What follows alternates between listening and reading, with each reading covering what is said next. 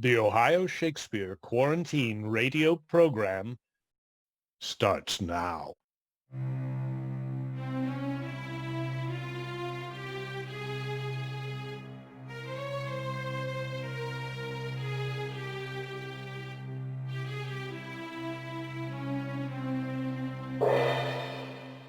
Good evening, everyone. I'm your host, Avon Quarto, and welcome to the Ohio Shakespeare Quarantine Radio Program, where we produce original works based on classic stories for your at-home entertainment.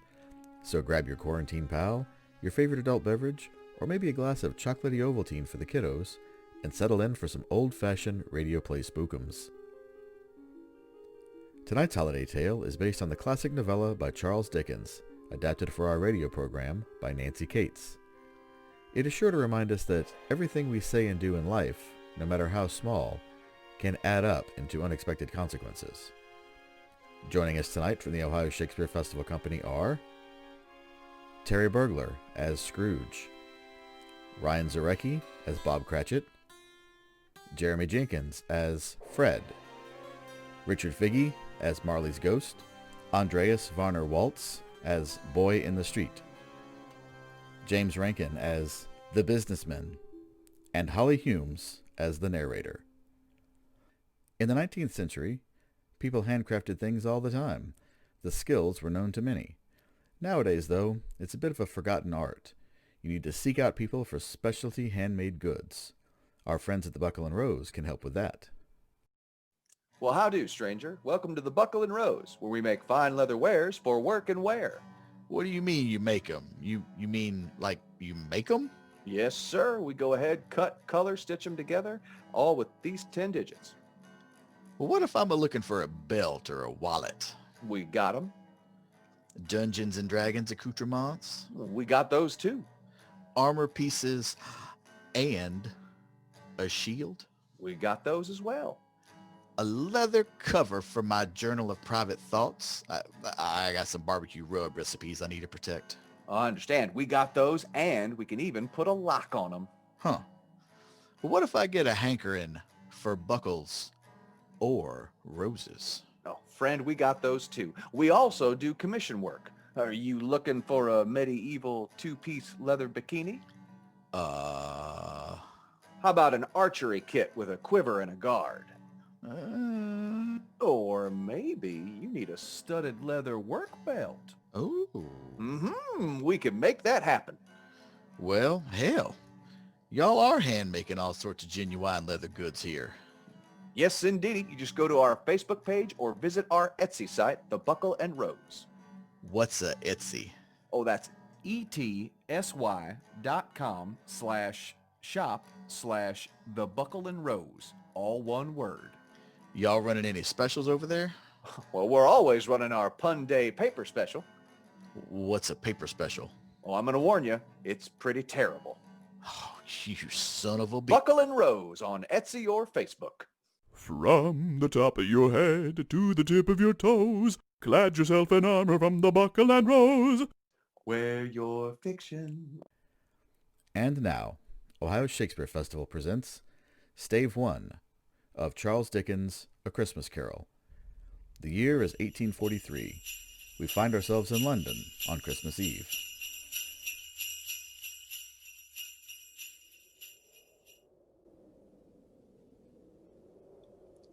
Marley was dead, to begin with. There is no doubt whatever about that. The register of his burial was signed by the clergyman, the clerk, the undertaker, and the chief mourner. Scrooge signed it, and Scrooge's name was good for anything he chose to put his hand to. Old Marley was as dead as a doornail, and Scrooge knew he was dead. Of course he did. How could it be otherwise? Scrooge and he were partners for many years. Scrooge was his sole executor, his sole administrator, his sole friend, and sole mourner. And even Scrooge was not so dreadfully cut up by the sad event. No, there is no doubt that Marley was dead. This must be distinctly understood, or nothing wonderful can come of the story I am going to relate. If we were not perfectly convinced that Hamlet's father died before the play began, There would be nothing more remarkable in his taking a stroll at night in an easterly wind upon his own ramparts than there would be in any other middle-aged gentleman rashly turning out after dark in a breezy spot to astonish his son's weak mind. Scrooge never painted out old Marley's name. There it stood, years afterwards, above the warehouse door, Scrooge and Marley. The firm was known as Scrooge and Marley. Sometimes people new to the business called Scrooge Scrooge, and sometimes Marley, but he answered to both names. It was all the same to him.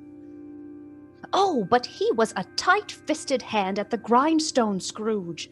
A squeezing, wrenching, grasping, scraping, clutching, covetous old sinner. Hard and sharp as flint, from which no steel had ever struck a generous fire. Secret and self-contained and solitary as an oyster. The cold within him froze his old features, nipped his pointed nose, shriveled his cheek, stiffened his gait, made his eyes red, his thin lips blue, and spoke out shrewdly in his grating voice. A frosty rime was on his head and on his eyebrows and his wiry chin. He carried his own low temperature always about with him. He iced his office in the dog days of summer and didn't thaw it 1 degree at Christmas. External heat and cold had little influence on Scrooge. No warmth could warm, no wintry weather chill him.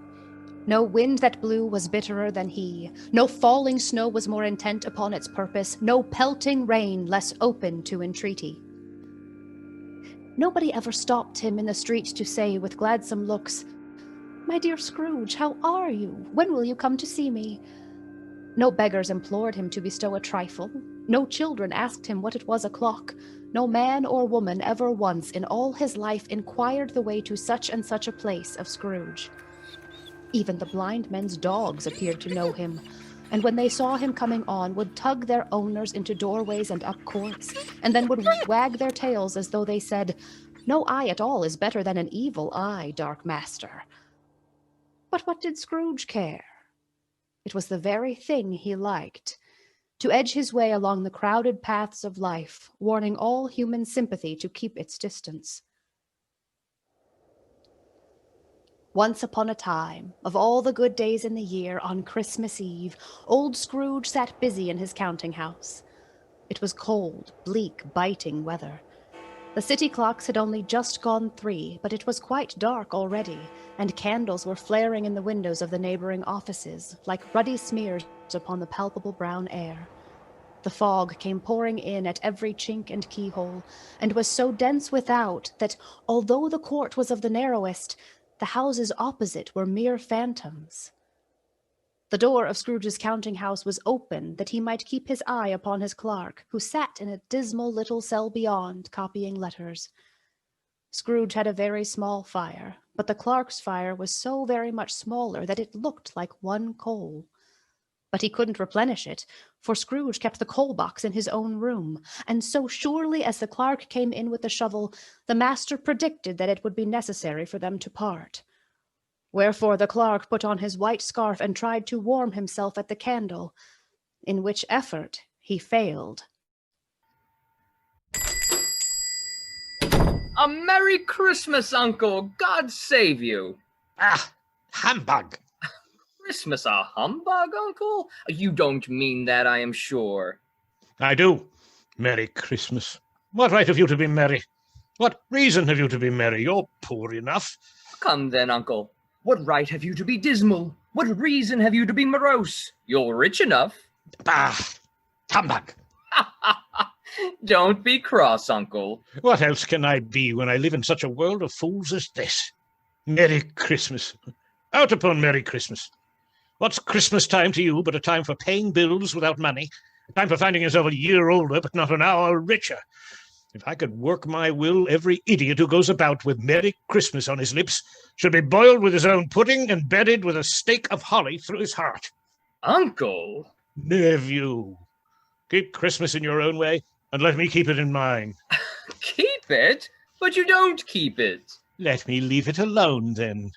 Much good may it do you. Much good has it ever done you. There are many things from which I might have derived good, by which I have not profited, I dare say. Christmas among them. But I am sure I have always thought of Christmas time as a good time. A kind, forgiving, charitable, pleasant time. The only time I know of in the long calendar of the year when men and women seem by one consent to open up their shut-up hearts freely, and to think of people as if they really were fellow passengers to the grave, and not another race of creatures bound on other journeys. And therefore, uncle, though it has never put a scrap of gold or silver in my pocket, I believe it has done me good, and will do me good, and I say, God bless it! Hear, hear! Let me hear another sound from you, Bob Cratchit, and you'll keep your Christmas by losing your situation. Uncle. You're quite a powerful speaker, sir. I wonder you don't go into Parliament. Don't be angry, Uncle. Come, dine with us tomorrow. Oh, I'll go to the devil first. But why? Why? Why did you get married? Because I fell in love. Because you fell in love. Good afternoon. Nay, Uncle, but you never came to see me before that happened. Why give it as a reason for not coming now? Good afternoon. I want nothing from you. I ask nothing of you. Why can we not be friends? Good afternoon. I am sorry with all my heart to find you so resolute. We have never had any quarrel to which I have been a party. But I have made the try in honor of Christmas, and I'll keep my Christmas humor to the last. So a Merry Christmas, Uncle. Good afternoon. And a Happy New Year. Good afternoon. And a Merry Christmas to you, Bob Cratchit, and to your good wife and all the little Cratchits. Thank you, sir. And to you as well, sir. 11, 12, 13. There's another fellow. My clerk was 15 shillings a week and a wife and a family, talking about a Merry Christmas. I'll retire to Bedlam. Oh. Scrooge and Marley's, I believe. Have I the pleasure of addressing Mr. Scrooge or Mr. Marley? Mr. Marley's been dead these 7 years. He died 7 years ago, this very night. We have no doubt his liberality is well represented by his surviving partner. At this festive season of the year, Mr. Scrooge, it is more than usually desirable that we should make some slight provision for the poor and destitute, who suffer greatly at the present time. Many thousands are in want of common necessaries. Hundreds of thousands are in want of common comforts, sir. Are there no prisons? Plenty of prisons. And the workhouses, are they still in operation? They are still. I wish I could say they were not. Oh, the treadmill and the poor law are in full vigour, then? We're both very busy, sir. Oh, well, I was afraid from what you said at first that something had occurred to stop them in their useful course. I'm very glad to hear it. Oh, a few of us are endeavouring to raise a fund to buy the poor some meat and drink and means of warmth. We choose this time because it is a time of all others when want is keenly felt and abundance rejoices. Oh. What shall I put you down for? Nothing. Oh, you wish to remain anonymous? I wish to be left alone. Since you ask me what I wish, gentlemen, that is my answer. I don't make merry myself at Christmas, and I can't afford to make idle people merry. I help to support the establishments I have mentioned. They cost enough, and those who are badly off must go there. Many can't go there, and many would rather die. If they'd rather die, they'd better do it, and decrease the surplus population. We feel it our business to... It's not my business. It's enough for a man to understand his own business and not to interfere with other people's. Mine occupies me constantly. Good afternoon, gentlemen. Seeing clearly that it would be useless to pursue their point, the gentlemen withdrew. It was foggier yet, and colder, a piercing, searching, biting cold. At length, the hour of shutting up the counting-house arrived. You'll want all day tomorrow, I suppose? If quite convenient, sir. It's not convenient, and it's not fair. If I was to stop your wages £0.50 for it, you'd think yourself ill-used, I'll be bound. And yet you don't think me ill-used when I pay a day's wages for no work. It's only once a year, sir. A poor excuse for picking a man's pocket every 25th of December. But I suppose you must have the whole day. Be here all the earlier the next morning. Yes, sir. Thank you, sir. A Merry Christmas, sir. Papa! Humbug!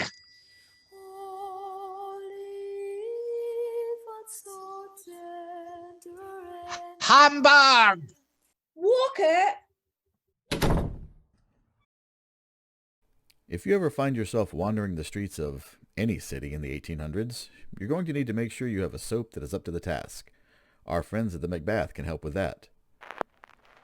Gee, Mabel, you sure got a real tight grip on that Christmas tree there. It's the sap, Elma. I'm stuck. Go get the soap. But this is that really nice soap from the Macbeth. Well, it's still great soap, Elma. Oh, no, but not that one. That's a gift set for Aunt Mildred. You got the soap as a gift. Oh, yes. Macbeth offers loads of gift sets for the holiday season. Soaps, tinted lip balms, bath bombs, lotions, and face masks. And they can all be gift wrapped before they ship to save you all that runaround and hullabaloo. Well, that sounds super helpful, seeing as we can't see Mildred this year because of the typhoid fever, which definitely isn't a stand-in for a less contemporaneous epidemic. But they still all have themes from your favorite classic works of literature. I know that's a deal breaker for Mildred. You bet they do. Gift sets themed around the Grinch, the Polar Express, and A Christmas Carol make a cozy holiday present. Ah, wonderful. My hands are clean as a whistle now. Well, glad to help. I'll let you get back to decorating that tree and all the rest of the Christmas shopping.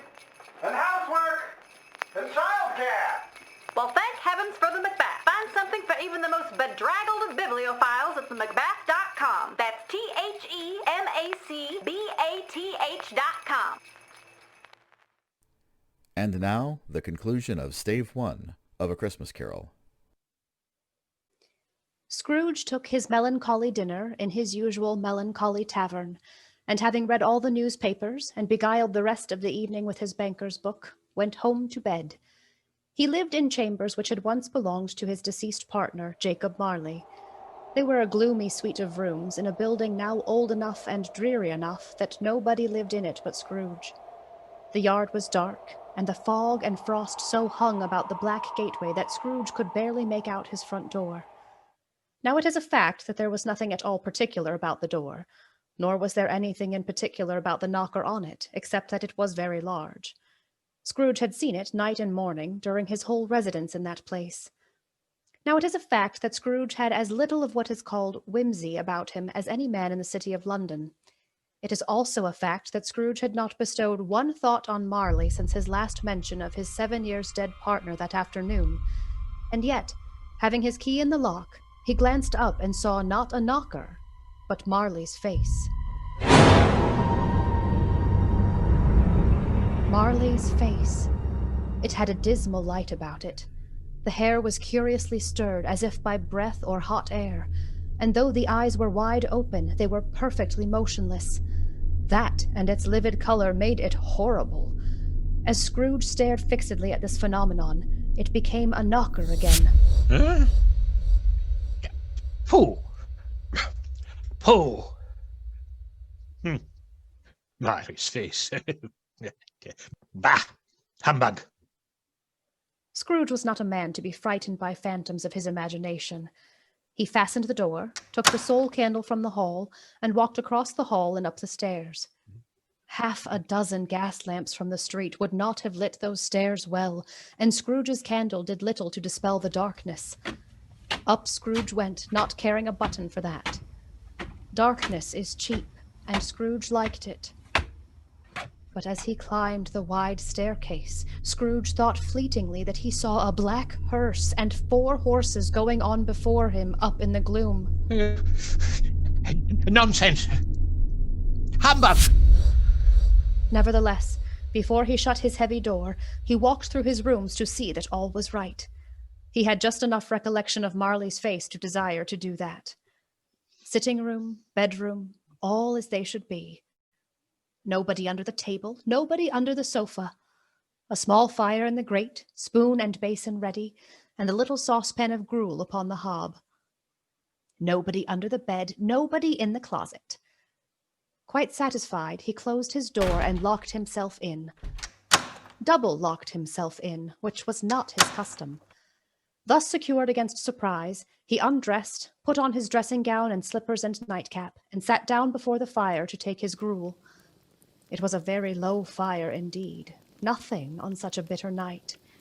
He was obliged to sit close to it and brood over it before he could extract the least sensation of warmth from such a handful of fuel. Mr. Marley's face.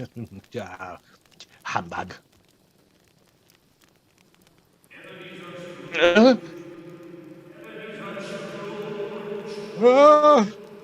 At once, a disused bell that hung in the room, once used to communicate with other chambers for purposes now forgotten, began to swing. It swung so softly at the outset that it scarcely made a sound, but soon it rang out loudly, and so did every bell in the house. Oh!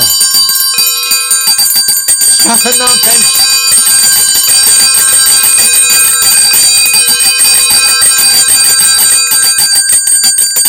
Then the bells ceased as they had begun, together.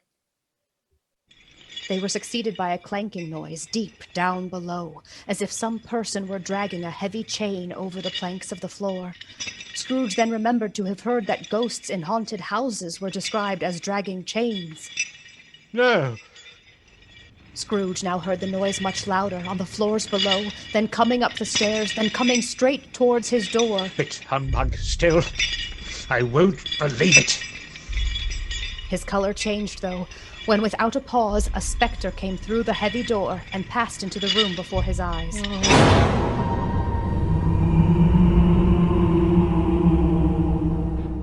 I know him. Marley's ghost. The same face, the very same. Marley in his pigtail, usual waistcoat, tights, and boots. The chain he drew was clasped about his middle.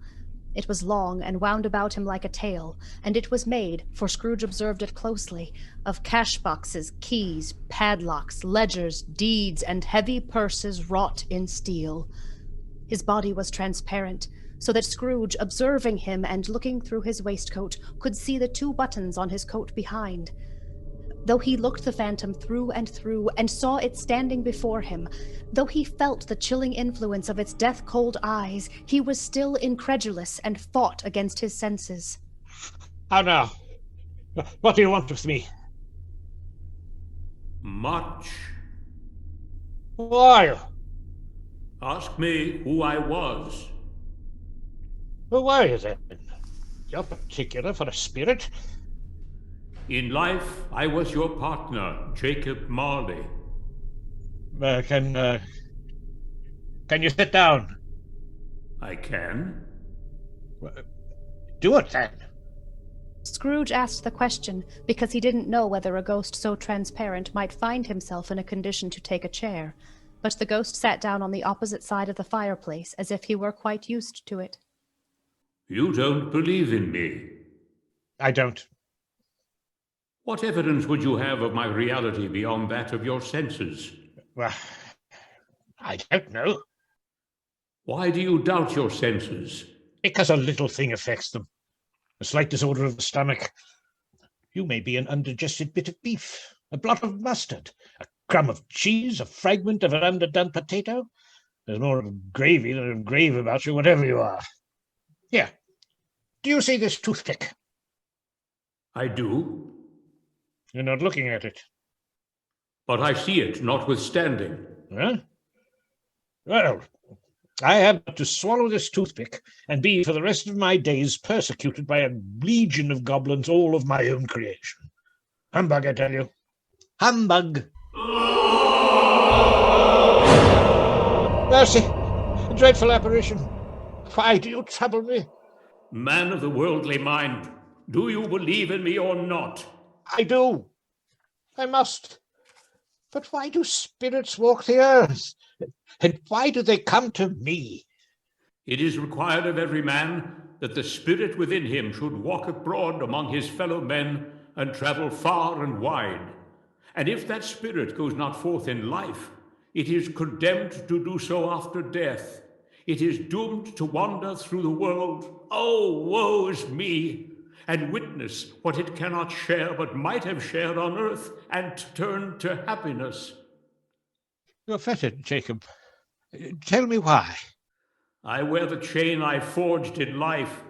I made it, link by link and yard by yard. I girded it on of my own free will, and of my own free will I wore it. Is its pattern strange to you? Or would you know the weight and length of the strong coil you bear yourself? It was full as heavy and as long as this 7 Christmas Eves ago. You have labored on it since. It is a ponderous chain. Oh, Jacob Marley, tell me more. Speak comfort to me, Jacob. I have none to give. Comfort comes from other regions, Ebenezer Scrooge, and is conveyed by other ministers to other kinds of men. Nor can I tell you all that I would. A very little time is permitted to me. I cannot rest, I cannot stay, I cannot linger anywhere. My spirit never walks beyond our counting house. Mark me! In life, my spirit never roved beyond the narrow limits of our money-changing hole, and weary journeys lie before me. You must have been very slow about it, Jacob. Slow? 7 years dead, and travelling all the time? The whole time. No rest, no peace. Only the incessant torture of remorse.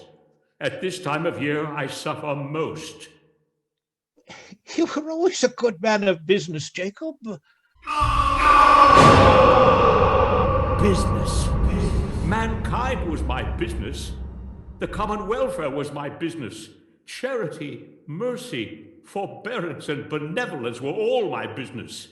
The dealings of my trade were but a drop of water in the comprehensive ocean of my business. Hear me! My time is nearly gone. I will. But don't be hard upon me. Don't be flowery, Jacob, pray.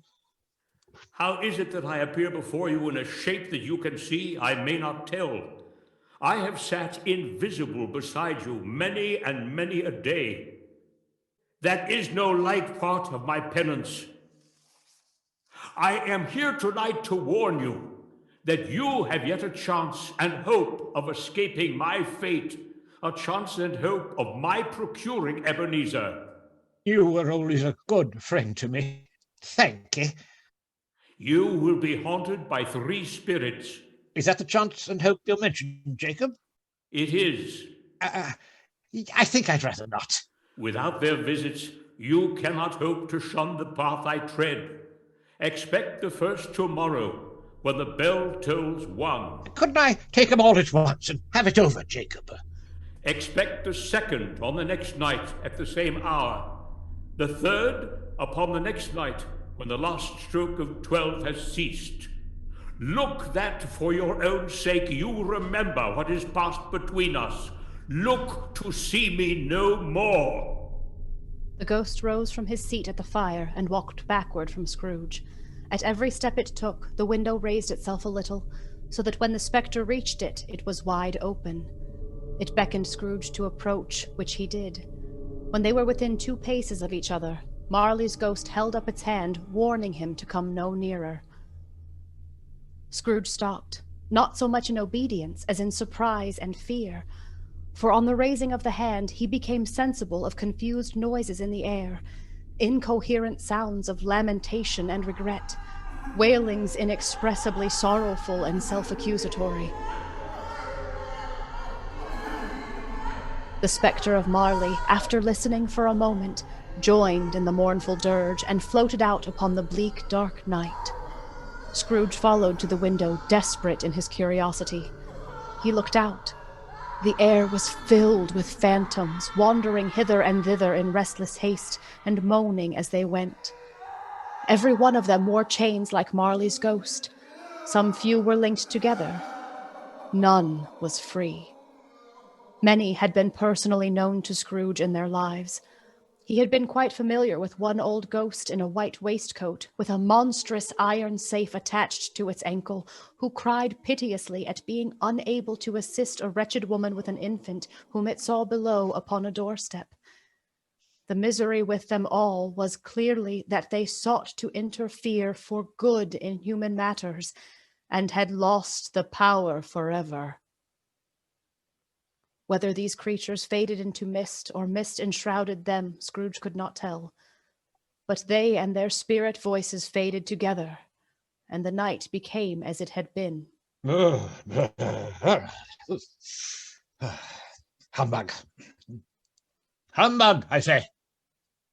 Scrooge, from the emotion he had undergone, or the fatigues of the day, or his glimpse of the invisible world, or the bleak conversation of the ghost, or the lateness of the hour, and much in need of repose, went straight to bed, and fell asleep upon the instant.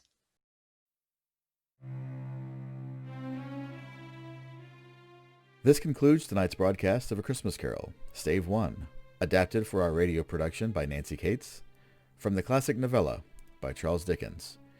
We would also like to recognize Technical Director Buddy Taylor, Managing Director and Sound Designer Tess Burgler, and Trevor Buda for writing and creating the original theme music for the Quarantine Radio program. Ohio Shakespeare is dedicated to creating these all-original classic radio plays throughout the remainder of 2020. Look for them live on our Facebook page each month.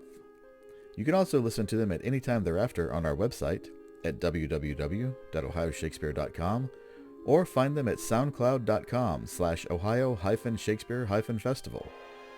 These radio plays will remain free to the public, and Ohio Shakespeare will continue to pay our collaborating artists. If you would like to support these efforts, please consider joining our Patreon. All monies raised on our Patreon platform go right back into paying local actors and playwrights to produce these all-original radio productions. Visit patreon.com/OhioShakes. That's www.patreon.com/OhioShakes. Tune in next time for Stave 2, the exciting continuation of the story. Until then, this is Avon Quarto saying good night, but I will leave you with these snippets from next week's episode. Are you the spirit, pray, whose coming was foretold to me? I am. Who and what are you? I am the ghost of Christmas past. Long past? No, your past. Know you this place? Good heaven!